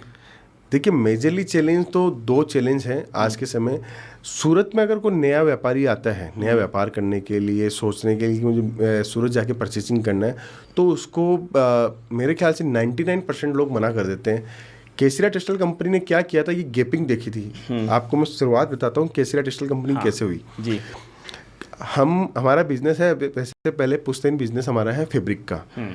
हम लोगों ने एक मार्केट में गैप देखा। ठीक है। गैप क्या देखा कि हज़ारों कस्टमर सूरत आते हैं, नया बिजनेस जो स्टार्ट कर रहे हैं ऑल इंडिया के अंदर कहीं से भी स्टार्ट कर रहा है, वो सूरत आता है तो वहाँ पे सूरत में माल नहीं दिया जाता है। जितने भी 80,000 दुकानदार है, मैन्युफैक्चरर है, वो ये बोलते हैं कि आपको एक आइटम का एक पार्सल लेना कंपलसरी है, तभी जाके माल देंगे, एक एक सेट करके माल नहीं देंगे। अच्छा। तो हमारे पास में भी बहुत सारे कस्टमर्स आते थे, हम लोग भी उनको मना करते थे। जब मैं इस फील्ड में आया, नया नया था, तो मैंने मार्केट में गैप देखा कि हज़ारों कस्टमर्स यहाँ आते हैं और हज़ारों कस्टमर बिना कुछ माल लिए वापस जाना पड़ता है, फिर जाके वो अपने क्षेत्र के होलसेलर से माल लेता है। तो हम लोगों ने एक प्लेटफॉर्म बनाया कि केसरिया टेक्सटाइल कंपनी से स्थापना करी, और उस स्थापना के अंदर हम लोगों ने साड़ी का सब्जेक्ट चूज़ किया। साड़ी के अंदर 3-4 सेगमेंट, जैसे print sari, died work sari, cotton sari, silk sari, ये 4 सब्जेक्ट हम लोगों ने रखे। उससे हम लोगों ने स्टार्टिंग किया। कस्टमर्स आने लगे, कस्टमर्स को जो रेट के अंदर चाहिए था वो रेट मिली, जितनी क्वांटिटी में उनको चाहिए था, 1 सेट चाहिए था, 5 सेट चाहिए, 4 सेट चाहिए। सेट का मतलब बताते हैं, तो 1 सेट के अंदर 4 साड़ी, 5 साड़ी का एक सेट होता है। तो जो उनको जितनी जितनी रिक्वायरमेंट थी, हम लोगों ने उतना फिल करना स्टार्ट किया। उससे हमारे पास में कस्टमर्स आने लगे। तो अब वहाँ पे एक मेजर जो समस्या आप हमसे पूछ रहे हैं कि मैंने जैसे बताया 2 समस्या। एक समस्या वहाँ पे दलाल लोग बहुत है। अच्छा। रोड पे चलते हुए दलाल है, ऑटो वाले हैं, तो हम लोग अवेयरनेस देते भी रहते हैं, तो वो वहाँ पे आके उनके चक्कर में फंस जाते हैं और 15-20% की उनको केन लग जाती थी सूरत आने के बावजूद भी। अच्छा। तो एक तो मेजरली वो चीज़ था। सेकंड, अभी भी कस्टमर जो आते हैं विदाउट एक्सपीरियंस से वो लोग काम करते हैं। तो हमारा यही कहना रहता है कि आप टेक्सटाइल इंडस्ट्री के बारे में सीखना है तो केसरिया टेक्सटाइल कंपनी के पास में आते हो तो 2 दिन का समय लेके आओ। हम लोग आपको एक से लेके हर एक चीज़ की डेप्थ में नॉलेज देंगे, हर एक चीज़ें सिखाएंगे आपको। उसके बाद में आप अपना बिजनेस रन करो। उससे फ़ायदा ये हुआ कि कस्टमर्स को एक्सपीरियंस के साथ में काम करता है तो उसको तकलीफ कम आती है। साड़ी की आपने बात की, साड़ी बिजनेस में मैंने एक चीज़ देखी है कि अभी आपने जैसे एक ब्रांड का डिफरेंशिएशन बताया कि एक ब्रांड को मार्केटिंग का पैसा ज़्यादा लगाना है इसलिए वो चीज़ महंगी बेच रहे हैं, एक ब्रांड को पैसा नहीं लगाना है। मैं सेम ब्रांड्स में कैटेगरी देखता हूँ सिंस आई एम मैरिड, तो आपको सेम ब्रांड में ना 500 की साड़ी भी मिल जाएगी, 5000 की साड़ी भी मिल जाएगी, 10,000 की साड़ी भी मिल जाएगी, और फैब्रिक आप कंपेयर करो तो ऑलमोस्ट सेम है। तो ये प्राइस का डिफरेंस साड़ी में कहाँ से आता है? नहीं, देखो मैं ये बता देता हूँ आपको। केसरिया टेक्सटाइल कंपनी के अंदर 45 रुपये की साड़ी भी है तो 6,000 रुपये की साड़ी भी है। हाँ। कट साइज वो भी 6 मीटर का है और 10,000 वाली साड़ी भी है 6.5 मीटर की है। हाँ। कपड़ा उतना ही लगता है। हाँ। एक लेडीज 6.5 मीटर से ऊपर की साड़ी वेयर नहीं कर सकती है। अब 6.5 मीटर के अंदर क्या है और 6 मीटर के कपड़े में क्या है, दोनों में विशेषता बताता हूँ। देखिए, हम लोग वो जो 45 रुपये 100 रुपये वाली साड़ी देते हैं वो प्लेन होती है, एकदम प्लेन साड़ी। ठीक है। और जो 10,000 रुपये की साड़ी होती है उसके ऊपर हम लोग हैंडवर्क करते हैं, मिरर वर्क का काम करते हैं, एकदम एक्सपेंसिव मल्टी थ्रेड का काम करते हैं। उस साड़ी के अंदर कुछ जान डालने की कोशिश करते हैं। और जो फैब्रिक लेते हैं हम लोग उसके अंदर क्वालिटी वाला फैब्रिक लेते हैं। उधर 10 रुपये का 10 रुपये का ग्रे कच्चा कपड़ा खरीद रहे हैं, इधर हम लोग 100 रुपये का कपड़ा खरीद रहे हैं। अच्छा। ग्रे कपड़ा उतना ही फिनिशिंग में हमारा चार्ज लगता है, उतना ही डिजाइनर्स को मेहनत करने में चार्ज लगता है। इधर कुछ चार्ज नहीं लगता। इधर कपड़ा आया कच्चा, प्रिंटिंग कराई, प्रिंटिंग करा के सीधा माल सेल आउट करना है। उधर में हमें डिजाइनर्स भी लगते हैं, एम्ब्रॉयडरी वर्क भी लगता है, फैब्रिक भी यूनिक चूज करना पड़ता है, जो ट्रेंड में फैब्रिक उसको भी यूज कर, तब जाके हमारा डिफरेंसेस वही 6-6.5 मीटर की साड़ी में देखने को मिलता है। अच्छा। और कितने ब्रांड्स हैं जो बनारसी, कांजीवरम और अलग अलग जो साड़ी की रेंज आती है ना, उसके नाम पे कितने ब्रांड्स हैं जो सिर्फ बता देते हैं कि ये बनारसी साड़ी है लेकिन साड़ी वो नॉर्मल होती है? देखिए, साड़ी जो है ना, पहले बनारसी साड़ी जो बनती थी वो हैंडलूम में बनती थी। हाँ। सूरत का कोई सब्जेक्ट नहीं था ये बनती थी हैंडलूम। जैसे महाराष्ट्र में बनती थी, साउथ के अंदर बनारसी साड़ियाँ बनती थी, तो ये हैंडलूम पे बनती थी। एक साड़ी बनने में 20 दिन से 25 दिन का समय लगता था हैंडलूम के ऊपर। ठीक है। और वो साड़ी जो बिकती थी 8,000, 10,000, 15,000 की रेंज में मिनिमम साड़ी थी, और लाखों रुपए तक की ये साड़ियाँ जाती थी। लेकिन सूरत के अंदर रेपियर जैकार्ड की एक मशीन आई। Rapier jacquard okay. जो साड़ी हैंडलूम में बनने में 15 से 20 दिन लगता था, वो रेपियर जैकार्ड की मशीन के अंदर एक दिन के अंदर 20 साड़ी बनने लग गई। एक दिन में 20 साड़ी, मतलब आपका प्रोडक्शन स्पीड 400 गुना हो गई। बिल्कुल। तो वो वहाँ पे जब एक मशीन के ऊपर 20 साड़ियाँ बनने लगी तो प्रोडक्शन फास्ट निकलने लग गया। हैंडलूम के ऊपर हुआ क्या कि वो अफोर्डेबल नहीं थी, 8,000 5,000 से लेके लाखों रुपए तक की साड़ियाँ वो होती थी, तो नॉर्मल इंसान उसको अफोर्ड नहीं कर सकता था। लेकिन जैसे ही रेपियर जैकार्ड के ऊपर आई तो वो 250 रुपये से लेके 3,000 तक का सेगमेंट पकड़ा उसने। तो इंडिया की हर एक लेडीज़ ने उसको वेयर करना स्टार्ट किया। आज बनारसी साड़ियों का ये क्रेज़ है कि आप पार्टीज़ में देखते हो तो 100 अगर लेडीज़ पार्टीज़ में आएगी तो 50 साड़ी बनारसी साड़ी देखने को मिली, 50 पार्टी वेयर साड़ियाँ देखने को मिलेगी। इतना बड़ा मार्केट साइज रेपियर जैकार्ड का डेवलप हुआ है। ओके। जो आपके पास डिमांड आती है, डिमांड आपके पास अच्छे फैब्रिक की आती है या फिर सिर्फ अच्छी डिज़ाइंस की आती हैं? दोनों चीज़ें। कस्टमर्स देखो, हम लोग कस्टमर्स सोचते हैं T1 सिटीज़ से, T2 से है, T3 से है। अगर गांव के इलाकों में जाते हैं तो वहाँ पे आपको कलर कॉम्बिनेशन अलग मिलता है। इंडिया के अंदर क्या है, साड़ी क्या है, हर 100 किलोमीटर बाद में टेस्ट चेंज होता है। पूरे दिल्ली के अंदर अब अपन बैठे हैं यहाँ पे, अपन 4 इलाके पकड़ेंगे तो चारों इलाकों के अंदर लेडीज़ अगर अपन फुटफॉल देखेंगे बाहर रोड पे चलने घूमने परचेसिंग करने वालों का, तो हर का टेस्ट अलग अलग देखने को मिलेगा। तो इंडिया में क्या है, हर 100 किलोमीटर के बाद में टेस्ट चेंज हो जाता है। ठीक है, मैं गुजरात से राजस्थान की ओर आता हूँ ना, तो मैं बताता हूँ उसमें कितना टेस्ट चेंज होता है। गुजरात से थोड़ा सा मतलब सूरत से थोड़ा सा बाहर निकलते हैं तो वहाँ पे आपको बंदेज, बांधनी, पटोला साड़ियाँ देखने को मिलेगी। ठीक है। उससे थोड़ा सा आगे निकलेंगे तो दरबारी साड़ियाँ देखने को मिलेगी। उससे आगे निकलेंगे तो फैंसी ट्रेंड की साड़ियाँ देखने को मिलेगी आपको, मतलब प्लेन प्रिंटेड साड़ियाँ। उसके आगे जाएंगे तो डाइड वर्क की साड़ियाँ देखने को मिलेगी। फिर उससे आगे जाएंगे तो आपको सिल्क की साड़ियाँ देखने को मिलेगी। मतलब 300-400 किलोमीटर के एरिया के अंदर ही साड़ियों का ट्रेंड बदलता जाता है। तो साड़ियों के अंदर स्कोप बहुत है, बस समझने वाला चाहिए उस स्कोप से आप कितना भी बड़ा वॉल्यूम कर सकते हैं। क्योंकि आपको ये चीज़ देखना पड़ेगा ना कि इतने एरिया के लिए अगर मैं कोई पर्टिकुलर डिज़ाइन बना रहा हूँ तो मुझे कितने नंबर ऑफ पीसेस बनाने हैं। बिल्कुल, इसीलिए सूरत में 80,000 मैन्युफैक्चरर है। हर एक मैन्युफैक्चरर एक ही एरिया के कैटेगरी के, मतलब 100 किलोमीटर 200 किलोमीटर के रेडियस का ही माल बना पाता है। इसलिए 80,000 दुकानदार वहाँ पे है आज साड़ियों के। वो 200 किलोमीटर के एरिया का ही माल बना पाएगा या 500 किलोमीटर का एरिया का माल बना पाएगा या एक स्टेट का माल बना पाएगा। अगर उसका टर्नओवर 500 करोड़ का है तो वो यूपी का ही माल बना पा रहा है। अच्छा, वो राजस्थान का माल नहीं बना पा रहा है। राजस्थान का अगर 200 करोड़ का टर्नओवर कोई कर रहा है तो वो यूपी का टेस्ट नहीं बना सकता है, क्योंकि उसकी मास्टर उसी के अंदर है। उसका मील का फोकस, उसका डिजाइनिंग, उसका टेस्ट, उसके डिजाइनर्स का कॉम्बिनेशन सेट करना, वो सिर्फ राजस्थान का ही काम कर पाता है। इसीलिए 80,000 दुकानदार वहाँ पे है कि 100 दुकानदार सिर्फ राजस्थान का काम कर रहे हैं, वो भी पर्टिकुलर मंडी का।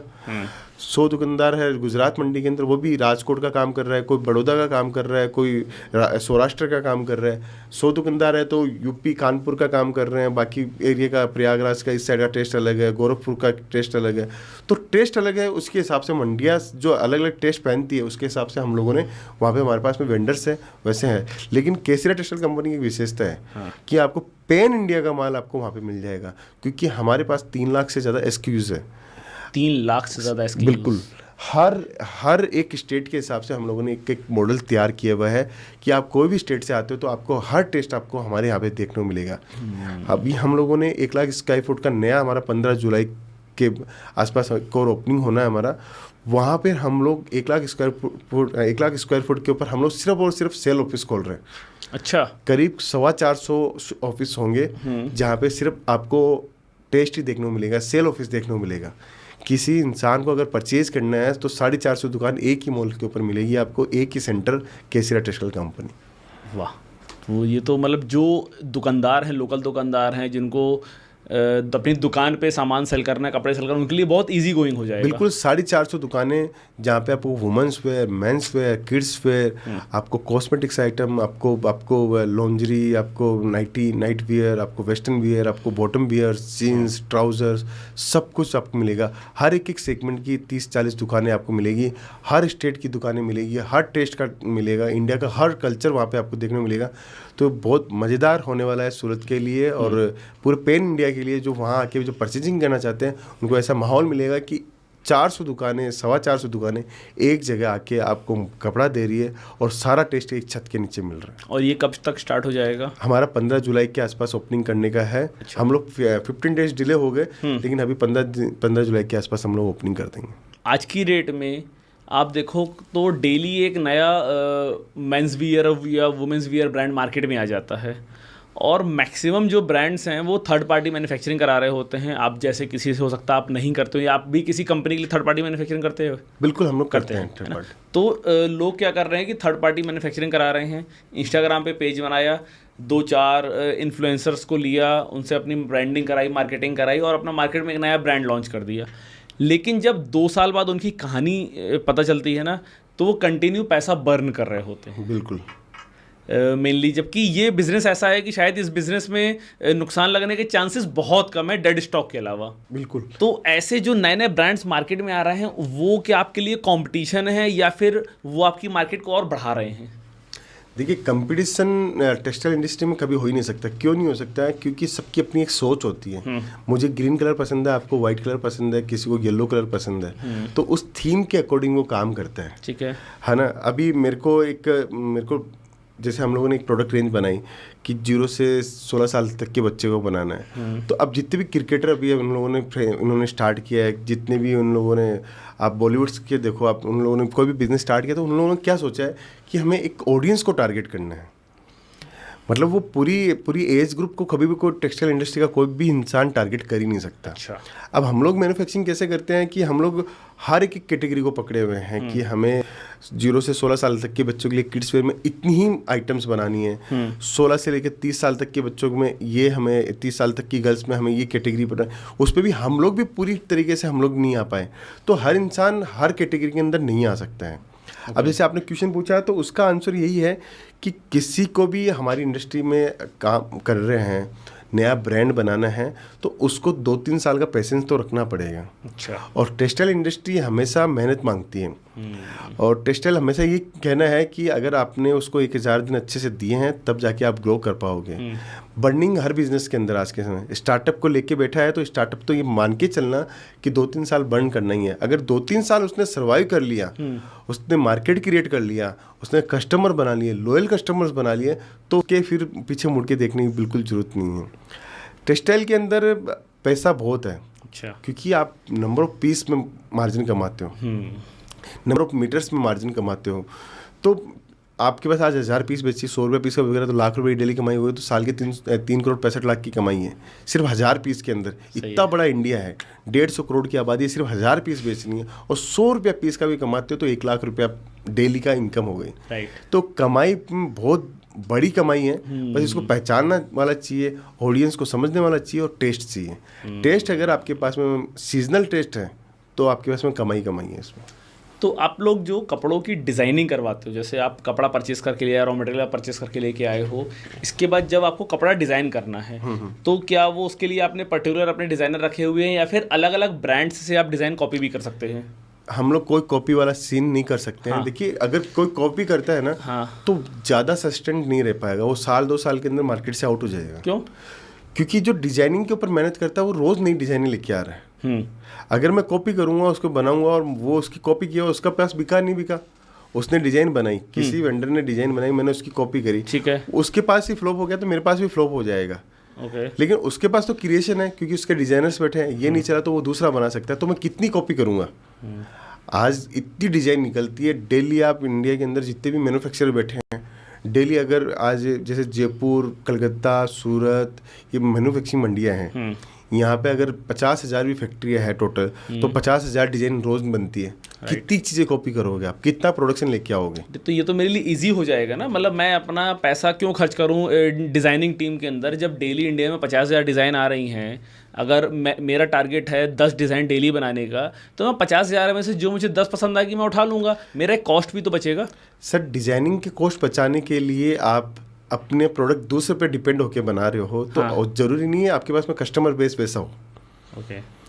हर इंसान के पास में कस्टमर बेस है। मैंने आपको जैसे बताया कि 200 किलोमीटर का मेरा टारगेट है, 500 किलोमीटर की रेडियस में काम करने का, तो मेरे वो ऑडियंस को मैंने सोच के बनाया। अच्छा। अब मेरा काम तो नॉर्थ का था, आपने मेरे को देख के मेरे डिजाइन को कॉपी करके साउथ में बेचने की कोशिश करी, तो आप तो डेफिनेटली फेल ही हो जाओगे। अब रही बात सिमिलर स्टेट की, कर लेते हैं कि मैं सिमिलर टू सिमिलर स्टेट में मेरे को माल बेचना है जी। तो जो चीज़ मैं बेच के निकल जाता हूँ, जो मार्केट में दिखती है, हाँ। तभी तो आप उसको बनाते हो। हाँ, तो राइट। वो तो डिजाइनर, वो जो बना रहा है, जो क्रिएटर है, वो तो बेच के ही निकल जाता है। उसके बाद में तो कॉपी लाखों पीस होती है। आप इंस्टाग्राम पे कोई चीज़ देखते हो, अभी इंस्टा सोशल मीडिया क्या है, किसी ने एक रील्स वायरल कर दी, उसके बाद में उस रील्स के ऊपर चलता ही जाता है। तो उस क्रिएटर तो वो था। हाँ। अब वो तो नई चीज़ बनाने की कोशिश करेगा, उसको तो पता है मैंने नई चीज़ बना दी है मेरे। अब तो लोग फॉलो करने वाले तो लाखों लोग करते लेकिन रहेंगे। कई बार ऐसा भी होता है कि जिसने पहली रील बनाई है ना, उसकी रील पे उतने व्यूज नहीं है जितने उस पे कॉपी लोग बना रहे हैं, उसमें ज्यादा व्यूज हैं। वो लक भाग्य के ऊपर काम है। सबका अपना अपना भाग्य है। जो जितना कमाना है उसको, उसके नसीब में उतना आना ही है। अच्छा। जैसे वो क्रिएटर हो या वो चीज़ हो। एक कहते हैं ना कि आप जैसे शहद की बात करें तो मधुमक्खी का हुनर अपन नहीं सीख सकते हैं, उससे अपन ले सकते हैं हमेशा। हुनर तो उसी के पास में रहेगा। राइट। बहुत सारे सूरत के ना ब्रांड्स हैं जो आपके मॉडल पे ही काम कर रहे हैं, या हो सकता है आप उनके मॉडल पे काम कर रहे हो, तो वो भी फ्रेंचाइजी दे रहे हैं, आप भी फ्रेंचाइजी दे रहे हो, आप भी क्लेम कर रहे हो कि आपके कपड़े सबसे अच्छे हैं, वो भी क्लेम कर रहे हैं कि उनके कपड़े सबसे अच्छे हैं। तो इस तरीके में कस्टमर्स कहाँ जाएगा?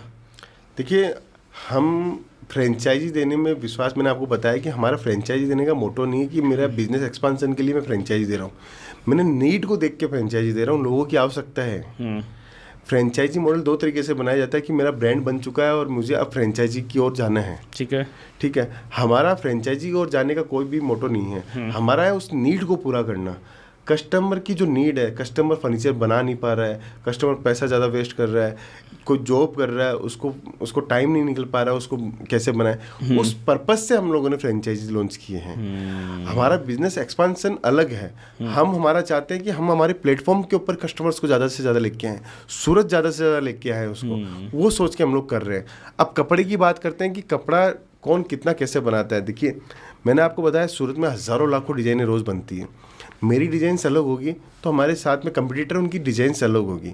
कभी भी सिमिलर डिज़ाइन कभी भी नहीं मिलती है, ड्यू टू हमारे डिज़ाइनर्स अलग वर्किंग करते हैं। अगर नई डिज़ाइनें नहीं दूंगा तो रिपीट सेल नहीं आएगी। रिपीट सेल जब ही आएगी जब आपके पास में रोज़ डेली आप नया ला रहे हो, रोज़ नया ला रहे हो, रोज़ नई वैरायटी दिखा रहे हो, तब जाके रिपीट सेल आती है। जैसे आपने कहा कि कॉपी करने वाली बात, कि मैं कॉपी करूँगा तो बाजू वाले के पास में वो चीज़ है और मेरे पास में वो चीज़ होगी, तो कस्टमर गुमराह भी होगा और कस्टमर का ट्रस्ट इश्यू भी टूटेगा कि ये उसकी कॉपी करके माल बेचता है, ज़्यादा बढ़िया वो है कि ये है। वो चॉइस नहीं देना चाहता मैं कभी भी मेरे ब्रांड में। हमारे पास में जितनी भी यूनिक चीज़ें मिलेगी वो हमारे पास ही मिलेगी, दूसरे के पास नहीं मिलेगी, क्योंकि हम लोग कस्टमर को कभी चॉइस नहीं देते हैं, कस्टमर को सिर्फ सिलेक्शन देते हैं। ओके।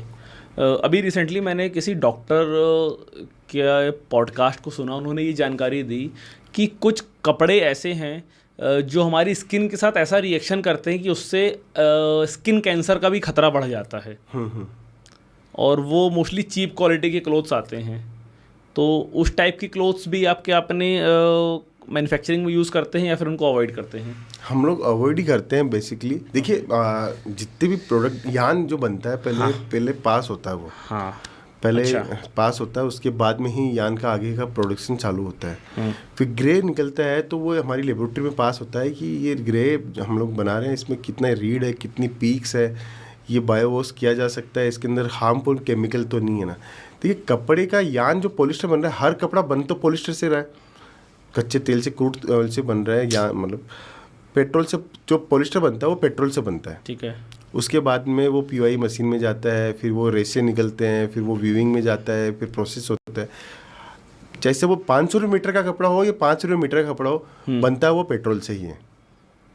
अब वो होता है क्या है, मील का प्रोसेस होता है कि मील के अंदर उन्होंने हल्की मील में काम करवाया, मतलब कलर केमिकल जो यूज़ लिया वो डी कैटेगरी, सी कैटेगरी का काम में लिया, तो उसने जो केमिकल यूज़ लिया है वो केमिकल इंपॉर्टेंट होता है कि उसने केमिकल क्या लिया है। लेकिन सूरत के अंदर सब चीज़ें सर्टिफाइड होती हैं। अच्छा। ऐसे आप बना नहीं सकते हो, ऐसे मील डाल नहीं सकते हो, ऐसे आप कलर केमिकल यूज़ नहीं कर सकते हो, ऐसे फैक्ट्री रन नहीं कर सकते हो। तो हर चीज़ का एक प्रोसेस बना हुआ है। तो 99% चांसेस सूरत के जो कपड़े हैं उनमें कोई भी दिक्कत नहीं है। 1% में नहीं बोल सकता, क्योंकि हो सकता है कि किसी ने बहुत पुराना केमिकल पड़ा हो, एक्सपायरी हो गया, उसने यूज़ कर लिया हो, तो वो हार्मफुल हो सकता है। अदरवाइज पॉलिस्टर कपड़ों के अंदर कोई हार्मफुल नहीं होता है। ओके। इंडिया में जो टेक्सटाइल इंडस्ट्री है पहले वो सिर्फ खादी के नाम से जानी जाती थी, मतलब खादी के कपड़े लोग मतलब गांधी जी के ज़माने से पहनते चले आ रहे हैं। अब धीरे धीरे जैसे जैसे नया फैशन आ रहा है, जेंजी आ रही है, तो वो खादी का दौर समाप्त होता जा रहा है, वो डाउन होता जा रहा है। देखिए इंडिया में दो नहीं 3 टाइप के लोग रहते हैं। ओके। एक मिडिल इंडिया, अपर इंडिया और लोअर इंडिया। ठीक है। तो लोअर इंडिया हमेशा आज भी कॉटन सबसे ज़्यादा पहनती है। अच्छा। मिडिल इंडिया पॉलिस्टर को सबसे ज़्यादा प्रेफर करने लगी स्टार्टिंग में, और अपर इंडिया है जो वुलन कपड़े, क्योंकि ठंडी का ज़्यादा रहता है तो वुलन कपड़ों पे ज़्यादा ट्रस्ट करती है वो। ओके। अब हुआ क्या, इंडिया की पॉपुलेशन एक साथ जंप की। कॉटन इतना ज़्यादा इंडिया के अंदर प्रोड्यूस नहीं होता। कॉटन बनता है गुजरात में सबसे ज़्यादा जी। उसका जो ट्रेडिंग जो होता है, जो बनता है कॉटन बनने के बाद में, स्टिचिंग यूनिट है, उसकी वीविंग यूनिट है, वो है सब तिरुपुर साउथ के अंदर। वहाँ से पूरे इंडिया में माल सप्लाई होता है। तो कॉटन का इतना ज़्यादा प्रोडक्शन नहीं है, डिमांड बहुत ज़्यादा थी उस टाइम में, तो कॉटन का इतना ज़्यादा प्रोडक्शन नहीं हो पा रहा था। ठीक है। तो अब ये मान लीजिए धीरूभाई अंबानी जी की ही सोच है कि उन्होंने पेट्रोल से जो यान बनाना स्टार्ट किया, पॉलिस्टर कपड़ा बनाना स्टार्ट किया, तो ये अफोर्डेबल भी होने लगा, सस्ती रेटों में आने लगा, लोगों ने एक्सेप्ट करना स्टार्ट किया। तो ये फैलता फैलता पॉलिस्टर इतना फैल गया है कि आज के टाइम के अंदर 80% कपड़ा जो है वो पॉलिस्टर पहना जाता है, 20% कपड़ा विस्कोस या कॉटन पहना जाता है। 80% मार्केट पॉलिस्टर की हो गई। बिल्कुल 80% कपड़ा पॉलिस्टर है। अब प्योर जो आप बोलते हो प्योर कपड़ा है, विस्कोस है, कॉटन है, वो 20% का ही रेशियो है इंडिया के अंदर। और एक कपड़ा आता है, इसको लेनिन बोलते हैं, और वो काफ़ी कॉस्टली आता है। वो भी सर विस्कोस ही होता है सर। अच्छा, विस्कोस होता वो है। विस्कोस के अंदर जैसे आप बोल दो डोला सिल्क बोल दो, रेशम सिल्क बोल दो, चंदेरी बोल दो, वो सब विस्कोस के अंदर की कैटेगरी आती है। तो उसका रीज़न क्या, वो बहुत ज़्यादा कॉस्टली रहता है? क्योंकि जब आप नॉर्मल कपड़ा देखो कॉटन का, तो वो आपको 300-400 रुपये मीटर से स्टार्ट हो जाता है। लेनिन जो स्टार्ट होता है वो 2000-2500 रुपये मीटर से स्टार्ट होता है, फिर 7-8 हज़ार रुपये पर मीटर तक भी उसकी कॉस्ट जाती है। वो वुडन से देखो, कॉटन तो है जो धागो से रुई से बनेगा। जो विस्कोस है वो वुडन से बनते हैं, नेचुरल फाइबर्स से बनते हैं वो सारी चीज़ें। ओके। और एक है प्योर जो रेशम के कीड़े से बनती हैं। तो रेशम के कीड़ों की जो आपकी प्रोसेस होती है, रेशम का कीड़ा एक बोन होता है, वो अपने आप को घुमाता रहता है, रेशा निकालता रहता है अपने मुंह से, और घूमते घूमते घूमते उसके अंदर वो फंस जाता है, और वो रेशम का धागा का एक बोबिन्स बना देता है। तो वो रेशम का हो गया प्योर के अंदर। वो विस्कोस जो है वो आप नेचुरल जो फाइबर्स है उनसे बनता है, कॉटन है वो रुई से बनता है, और पॉलिस्टर वो पेट्रोल से बनता है। ये 4 अपने हैं। अभी जैसे चाइना के अंदर, और मैं साउथ अमेरिका की बात करूँ तो वहाँ पे हॉर्स से भी बन रहे हैं। हॉर्स के जो धागे हैं उनको इम्प्लांट करके उनको ट्रांसफ़र करके बन रहे हैं। मिल्क से बन रहे हैं, मिल्क से बना रहे हैं। तो ये एक प्रोसेस, नई प्रोसेस आ रही है। इंडिया में कब तक आती है वो देखते हैं, लेकिन इंडिया में मेजरली विस्कोस के बाद में कॉटन, पॉलिस्टर और नाइलॉन, ये 4 सबसे ज़्यादा चलते हैं, और चारों बहुत सक्सेस भी हैं यहाँ पे। लेकिन बात करूँ कंजम्पशन की तो 80% कंजम्पशन पॉलिस्टर का ही है ज़्यादा। 80%। और इंडिया में क्या अभी भी कपड़ा बाहर से इंपोर्ट किया जाता है, कि जो टोटल इंडिया में कंज्यूम हो रहा है वो 100% इंडिया में ही बन रहा है? इंडिया में पॉलिस्टर की बात करूँ तो पॉलिस्टर जो कपड़ा है वो टोटली यहाँ पे ही है। ठीक है। मेंस वेयर के सेगमेंट की बात करूँ, की बात करूँ तो बांग्लादेश से, वियतनाम से, बैंकॉक से, यहाँ 3 जो बाहर की कंट्री है वहाँ से ज़्यादा आता है। और वेस्टर्न वियर की बात करूँ तो चाइना से सबसे ज़्यादा माल अभी यहाँ पे इंडिया में आता है। चाइना से वेस्टर्न वियर का जो ट्रेंड है चाइना से सबसे ज़्यादा आ रहा है क्लोथिंग के अंदर। इंडिया का कंजप्शन बन रहा है, मंडियाँ तैयार हो रही है। जैसे साड़ी के लिए सूरत बहुत अच्छा था, बच्चों के लिए तिरुपुर बहुत बढ़िया था, वुलन के लिए लुधियाना बहुत बढ़िया था। तो ऐसे मंडियाँ अब तैयार हो रही है। अब सूरत इतना आगे बढ़ चुका है, इतना डेवलपमेंट है वहाँ पे। जो एटमॉस्फेयर उनको तिरुपुर वाले का था, वो एटमॉस्फेयर हम लोगों ने सूरत में डेवलप किया। तो ऐसे ही चाइना के अंदर जो एटमॉस्फेयर है, जो ये ट्रेंड है वहाँ का, तो हम लोगों ने सूरत में भी हम लोगों ने एक नया एरिया डेवलप किया है। वहाँ पे वेस्टर्न वियर बन रहा है। आप वहाँ पे देखिए, आपको वुलन्स के मिलेंगे, जैकेट्स मिलेंगे, मेंस वेयर का इंडस्ट्री डेवलप हो रही है। तो डे बाय डे पूरा सेंट्रलाइज जो पूरा सेक्टर बनने वाला है कपड़ों का, वो सूरत ही रहने वाला है। ओके। तो आपने जो ये फ्रेंचाइज मॉडल लॉन्च किया, आप B2B सेल करते हो, आपने कभी ऐसा मॉडल क्यों नहीं लॉन्च किया कि जैसे शोरूम्स हैं, मॉल के अंदर शोरूम है, वहाँ पे आप अपने कपड़े सेल कर रहे हो, आप अपना B2C ब्रांड क्रिएट करोगे तो आई गेस लोगों तक ज़्यादा पहुँचेगा भी, और ब्रांड की जो विजिबिलिटी है वो भी बढ़ेगी। सर जो फ्रेंचाइजी मॉडल हमारा है वो B2B नहीं है, वो B2C ही है। जैसे मैंने कपड़ा मेरे से किसी ने फ्रेंचाइजी ली है, हाँ। तो हम लोग B2B कर रहे हैं आपस ओके, में। ओके। और जो फ्रेंचाइजी ले रहा है वो B2C कर रहा है, तो उसका जो नाम निकाला हम लोगों ने केसरिया बाजार के नाम से निकाला है। केसरिया बाजार। और सपोज करिए मैं अगर एक नॉर्मल कपड़े की दुकान किए हूँ, तो आपसे मैं कपड़ा परचेस करके दूसरे ब्रांड्स के कपड़े भी अपने स्टोर पे रख सकता हूँ? नहीं सर, ऐसा हम लोगों ने नहीं दिया अभी तक किसी भी स्टोर्स को कि वो दूसरे का भी माल बेच सके। नहीं, अगर मैंने आपकी फ्रेंचाइजी नहीं ली है। बिल्कुल हाँ सर, उस केस में आप कर सकते हो। उस केस में कर सकता हूँ। अगर मैंने आपकी फ्रेंचाइजी ली हुई है, आपके मैं ब्रांड का नाम यूज़ कर रहा हूँ, तब फिर मैं किसी दूसरे ब्रांड का कपड़ा नहीं रख सकता। बट अगर मैं अपने नाम से ही अपनी शॉप चला रहा हूँ, कोई मैंने आपका पर्टिकुलर नाम यूज़ नहीं किया है, तो फिर मैं आपके साथ अदर ब्रांड्स को भी आप ले सकते हो। मैं ले सकता हूँ। हाँ। देखिए, कब मैंने आपको बताया, जैसे मेरी डिजाइन्स में बना रहा हूँ जी, कोई दूसरा अपनी डिजाइन्स बना रहा है, आपको जो चॉइस हो, जो पसंद हो, आपका मार्केट में जो टेस्ट बिकता हो, आपको उसको रखना चाहिए और उसका ही बेचना चाहिए। केसरिया टेक्सटाइल कंपनी प्रोडक्ट बनाने में हमेशा नया प्रोडक्ट बनाने में, इनोवेशन करने में कोई कमजोरी नहीं रखती है। फिर भी चॉइस आपकी है कि आपको हमारा टेस्ट पसंद आया है कि नहीं आया। आपके लिए मार्केट पूरा खुला है, आपको जो पसंद आया उसको आपको बेचना चाहिए। ठीक है। अगर एक वर्ड में मैं आपसे पूछूं कि जो बड़े ब्रांड्स हैं जिनके बहुत बड़े नाम बन चुके हैं, मैं नाम किसी ब्रांड का नहीं लूँगा, तो बड़े ब्रांड्स क्या सिर्फ कंज्यूमर को लूट रहे हैं इतना महंगा कपड़ा बेच के? नहीं सर, ऐसा नहीं है। आप जा रहे हो, ब्रांड आपको विजुअलिटी दे रहा है। ब्रांड विजिबिलिटी दे रहा है, ब्रांड आपको फोर्स भी तो कर रहा है ना। मतलब ब्रांड आपको एड्स दिखा रहा है, वो आपके सबकॉन्शियस माइंड में अपना ब्रांड नेम छोड़ रहा है, प्लस एक ऐसी चीज़ क्रिएट हो रही है कि यार मतलब अगर मैंने इस ब्रांड का कपड़ा नहीं पहना तो मैं तो यार गरीब हूँ। सर देखिए, ये होता है कि जो दूसरों के ऊपर देख के चलते हैं, दूसरों को देख के चलते हैं, वो लोग सोचते हैं। अब जैसे वो मेरे सामने कोई बैठा है और मैं उसका देखूं, यार इसका शूज बहुत बढ़िया है, इसका शर्ट बहुत बढ़िया है, इसका यार इसने ये ब्रांड पहना है, फिर मैं भी पहनूं।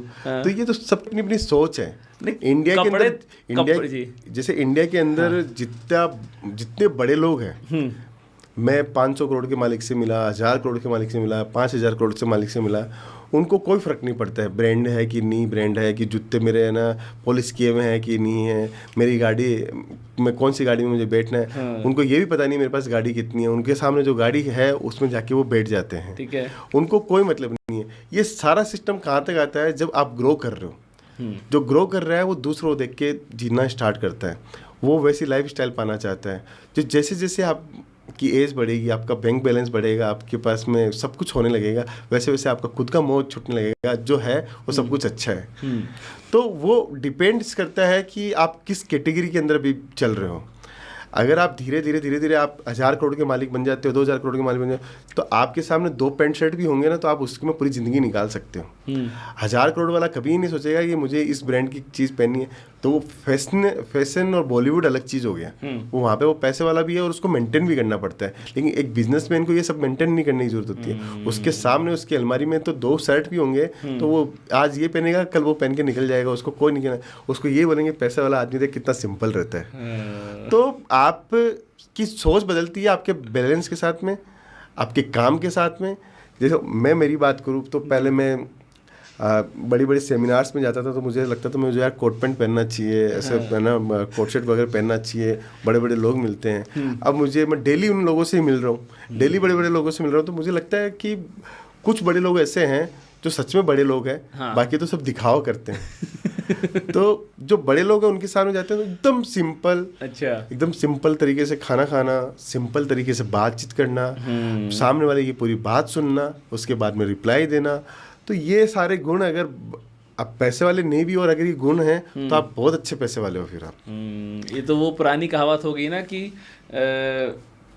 जिस गुल्लक में जो गुल्लक खाली रहती है वो आवाज़ ज़्यादा करती है, और जो गुल्लक भरी रहती है वो बिल्कुल शांत रहती है। बिल्कुल बिल्कुल। देखिए आज भी हिंदुस्तान के अंदर सेठ लोग बचे नहीं। पहले बोलते थे सेठ लोग थे, आजकल सेठ लोग बचते नहीं है, रहे नहीं है। पहले वाले सेठ लोग धंधा भी, व्यापार भी बड़ा करते थे, अनाथ आश्रम भी खुलाते थे, खुद की धर्मशाला भी बनाते थे, मंदिर भी बनाते थे, 10-10 बच्चे भी होते थे, तो भी वो मार्केट के अंदर उनका नाम सेठ जी बोला जाता था। आजकल 1 बच्चा है या 2 बच्चे हैं, वो उसके अंदर इतना बावला हो के रखा है कि उसको समझ में नहीं आ रहा कि मेरी ज़िंदगी में हो क्या रहा है। है ना, बिजनेस है, दिन रात चिंता सताती है, लोन चुकाना है। उस टाइम पहले लोन भी नहीं होता था, उधारी भी नहीं होती थी इतनी। तो मतलब अपन ने साइकोलॉजी बढ़ा ली अपनी, अपन ने अपने आप को इतना डिप्रेशन में ला दिया कि हमें दूसरों को देख के ज़िंदगी जीने में ज़्यादा मज़ा आने लग गया, ना कि अपन अगर अपने पास जो कुछ है अगर अपन उसमें खुश रहे, तो मैं बोलता हूँ इससे अच्छी ज़िंदगी कभी अपन को मिलने वाली नहीं है। जो ज़िंदगी इस दौर की अपन को मिल रही है, क्योंकि आने वाली ज़िंदगी तो बहुत ज़्यादा ख़राब है। राइट। क्योंकि अपन जो चीज़ें अडॉप्ट कर रहे हैं, वेस्टर्न कल्चर को अडॉप्ट कर रहे हैं, पार्टीज़ को जा रहे हैं, वो तो ज़िंदगी, आने वाली ज़िंदगी तो बहुत ज़्यादा, आपको मान के चलो आपके पास सिर्फ पैसा चाहिए, आपको और कुछ नहीं चाहिए। ना आपको भाई चाहिए, ना बहन चाहिए, ना माता पिता चाहिए, आपको कुछ नहीं चाहिए, आपको सिर्फ और सिर्फ बैंक में बैलेंस चाहिए। तो ये जो ज़िंदगी है, ये गोल्डन अपॉर्चुनिटी अपने लिए कि अपन इस 100-200 साल के जीवन के अंदर अपन है, जो भी अपनी ज़िंदगी बची हुई है, तो इसको एक क्वालिटी वाली लाइफ जिए तो ज़्यादा बढ़िया है, ना कि दिखावे वाली लाइफ से। ओके। अगर आज की डेट में किसी को टेक्सटाइल इंडस्ट्री में बिजनेस स्टार्ट करना है, कोई नया लड़का है जिसको इस फील्ड के बारे में बिल्कुल भी नॉलेज नहीं है, तो क्या उसके पास अपॉर्चुनिटी है कि वो बिजनेस स्टार्ट कर सकता है? क्या जो मार्केट के बड़े प्लेयर्स हैं बैठे हैं वो उसको स्टार्ट करने देंगे कि उसको खा जाएंगे बीच में? नहीं सर, ऐसा कुछ भी नहीं है। देखिए आज के टाइम में 100 साल पुरानी कंपनी भी आज जिंदा, और 3 साल पहले आई हुई कंपनी जो है वो उससे बड़ी कंपनी बन गई है। okay. सिर्फ आपका आइडियोलॉजी क्या है, आपका आइडिया कितना बड़ा है, उसके ऊपर सब कुछ डिपेंड है। हम लोग जब आए थे 2021 में, केसरिया टेक्सटाइल कंपनी बनी हुई है, तो क्या कपड़ा पहले नहीं बनता था? पहले हमसे बड़े प्लेयर नहीं थे, हमसे बड़े बड़े प्लेयर थे। हम लोगों ने कभी कंपटीशन को कंपटीशन की नज़रिए से नहीं समझा, हमने उनकी कमियों को एक अपॉर्चुनिटी की तरह देखा कि इसकी कमी ये है, अगर हम लोग ये कमी को सुधार लेंगे ना तो हमारा काम बहुत अच्छा बनने लग जाएगा और अच्छा हो जाएगा। तो हम लोगों ने मार्केट का गैप देखा, मार्केट के अंदर कमियां थी, जो सप्लायर था उसकी क्या कमियां थी वो हम लोगों ने देखी, और हम लोगों ने चेस किया। आज 3 साल में इतने बड़े वॉल्यूम तक पहुंचे ही है। तो किसी के पास में कोई आइडिया है, वो सोचता है कि मैं छोटे शहर बैठा हूँ, मैं बड़ा बिजनेस नहीं कर सकता। आज ये भी पॉसिबल नहीं है कि छोटे शहर बैठे हो तो कि आप इतना ही वॉल्यूम कर पाओगे। आप चाहे जितना करोड़ों का बिजनेस कर सकते हो। जो कंपनी एक IT कंपनी है, उनका ओनर है वो गांव में रहता है, 16,000 करोड़ की कंपनी है, जो CRM सॉफ्टवेयर है, जो ERP सॉफ्टवेयर भी है, तो उनका जो ओनर है वो गांव बैठ के काम करता है, 16,000 करोड़ का मालिक है। उसको सोच सकता है दुनिया की सबसे बेस्ट कंपनियां CRM के अंदर। तो सोच अपनी बनाओ, सोच के साथ में अपनी आइडिया जो है, एग्जीक्यूशन जो है, उसको अच्छे तरीके से करो, प्रोफेशनली करो, कल्चर आप डेवलप करो अपने जिस भी काम में कर रहे हो। हमारे यहाँ पे इतनी लेडीज़ें आती हैं, उनमें से मैं देखता हूँ 100 में से हमारे एक लेडीज सक्सेस होती है। अच्छा, 100 लेडीज अगर व्यापार कर रही है तो उसमें से एक लेडीज सक्सेस होती है, ड्यू टू उसकी पंक्चुअलिटी, ड्यू टू उसका प्रोफेशनलिज्म, ड्यू टू उसका टाइमिंग पूरा देना, ड्यू टू उसका काम करने का स्टाइल उसने जो अपना रखा है, और 5वां चीज़ है उसका सब कुछ मैनेजमेंट। ये सारे काम अगर वो करती है तो लेडीज सक्सेस है। हमारे यहाँ पे 50,000 रुपये से एक लेडीज़ ने बिजनेस स्टार्ट किया। आज उनका वॉल्यूम 2.25-3 करोड़ रुपए का वॉल्यूम है उनका साल का। तो 50,000 रुपये से उन्होंने 2.25 करोड़ के वॉल्यूम पे हमारे साथ साथ में खड़ा किया है। तो आप क्यों नहीं कर सकते? कोई भी इंसान कर सकता है, सिर्फ और सिर्फ आपका समय, डेडिकेशन कितना स्ट्रॉन्ग है, उससे आप सब कुछ कर सकते हैं। रितेश भाई, बहुत बहुत थैंक यू। आपने इतनी सारी चीज़ें अपनी इंडस्ट्री से रिलेटेड बताई, और जितने भ्रम थे ना मेरे कपड़ों से रिलेटेड, क्योंकि पर्सनली मैं बहुत शौकीन हूँ कपड़े पहनने का, और मैं इसी चीज़ पे पागल रहता हूँ कि यार एक ब्रांड सेम चीज़ मेरे को 1,000 की दे रहा है, वही दूसरा ब्रांड मेरे को 5,000 की दे रहा है, तीसरा ब्रांड मेरे को 8,000 की दे रहा है। तो इतना कन्फ्यूज़न रहता है। आज मुझे समझ में आया कि वो ब्रांड का डिफ्रेंसिएशन क्यों आता है। Thank you so much for being on panchayat with Rohit. और शायद ये पॉडकास्ट सुनने के बाद लोग इस इंडस्ट्री में और आगे ग्रो करने की कोशिश करेंगे। वन मोर थिंग, अगर किसी को आपकी फ्रेंचाइजी लेना हो तो वो आपको कैसे कांटेक्ट कर सकता है? देखिए, सोशल मीडिया के ऊपर अगर आप कभी पे जाओगे तो मिल जाएंगे। गूगल के ऊपर केसरिया टेक्सटाइल कंपनी आप सर्च कीजिए, कॉन्टैक्ट नंबर मैं आपको दे दूंगा, तो आप कॉन्टैक्ट नंबर शेयर कर सकते हो मेरा जी। तो फ्रेंचाइजी लेने से पहले मैं ये बोलना चाहता हूँ कि आप सूरत एक बार विजिट करें। ओके। देखिए, फ्रेंचाइजी तो आप मेरी या किसी की भी ले सकते हो, मुझे कोई उससे एतराज़ नहीं है। लेकिन आप कपड़ा सीखना चाहते हो, कपड़े के बारे में जानना चाहते हो, कपड़ा समझना चाहते हो और फिर फ्रेंचाइजी लेना चाहते हो, तो Kesariya textile company one of the best options है। क्योंकि हम लोग हमेशा ये जानते हैं कि अगर एजुकेशन से कोई चीज़ का होगा तो आपका एग्जीक्यूट करना आपके लिए बहुत अच्छा हो जाएगा। तो आप अगर कोई सूरत आता तो आप उसको अपनी पूरी फैक्ट्री से लेके बिल्कुल सर, डेली हमारा एक पूरा चलता है, 9:30 बजे से लेके 12 बजे तक का एक सेशन चलता ही है।